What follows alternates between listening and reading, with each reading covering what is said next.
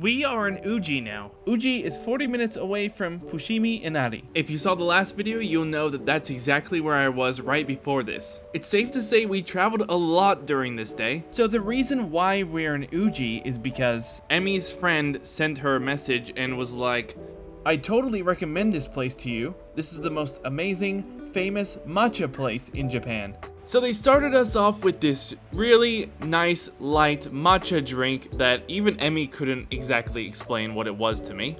I still don't know what it was to this day, but that's fine, we drank it. But next I'll show you something that was even better than this little weird drink. I'm gonna show you what's on my feet right now. You walk in, you have to take off your shoes as with most restaurants in Japan, and you have to put on their shoes that they give you, these little slippers, really comfy. Let's take a look at Emi for a second. As you can see on her facial expressions, she is very excited to taste the food, and she is also very tired, as am I, because we have not stopped traveling for pretty much an entire day, and this is almost dinner. Now while I'm filming, I'm ordering Emi around like a boss, and I'm asking her to bring out a menu so we can have a look at it. I'm trying to explain what we ordered. We basically ordered this Soba set, and it comes with a bunch of stuff. Tempura, unagi, oh god, the unagi, soba, and, you know, just greens and other stuff, I don't know. I got a normal version of the soba set, so it gave me normal soba noodles, but Emi got a matcha version, so she's getting matcha soba.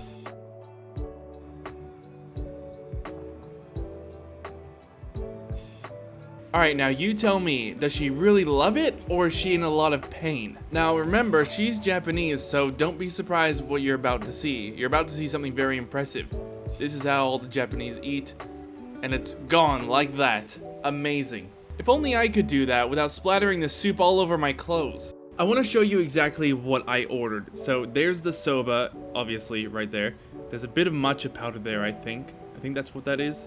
There's a bit of sauce on the left with wasabi, which I definitely did not eat. Tempura, and then we have the unagi there. We both kind of got very similar set of soba. And Emi's just enjoying herself. She's having a very merry time right there while I film everything. And yeah, she's just happy. She's very happy. Here's the unagi again. Yeah, it's a really good look, and it's so good. That was amazing. Let's talk about the soba. I have the normal noodles because I thought this place was famous for soba for some reason. Emi has the matcha ones, and it would have been smarter to get that because they're famous for that. And matcha soba is pretty unique as well. This is me trying the soup for the first time, and not the noodles yet. Let's see how I react. Drum roll, please.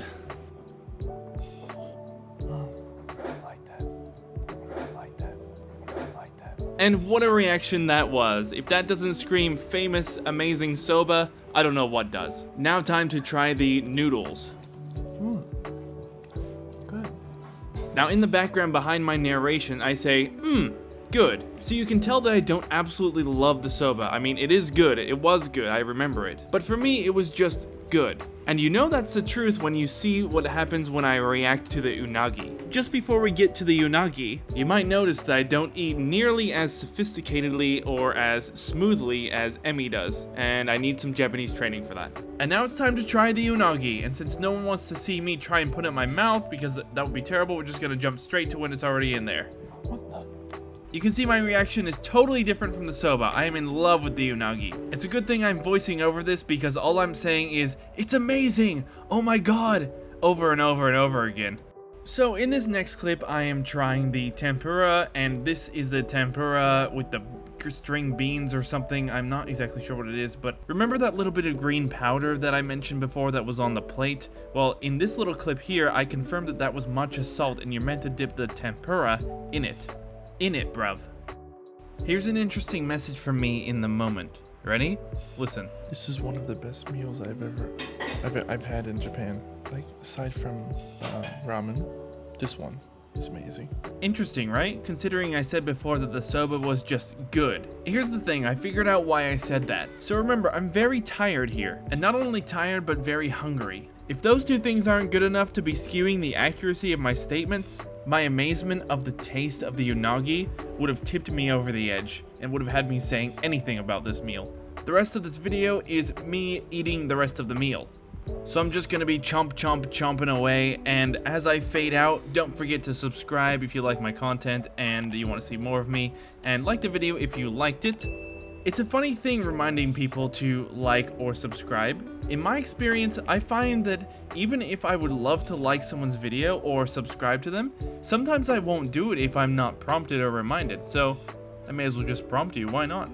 If you don't want to like or subscribe, what's the harm? I'm gonna fade out now, so I'll see you in my next video. Bye.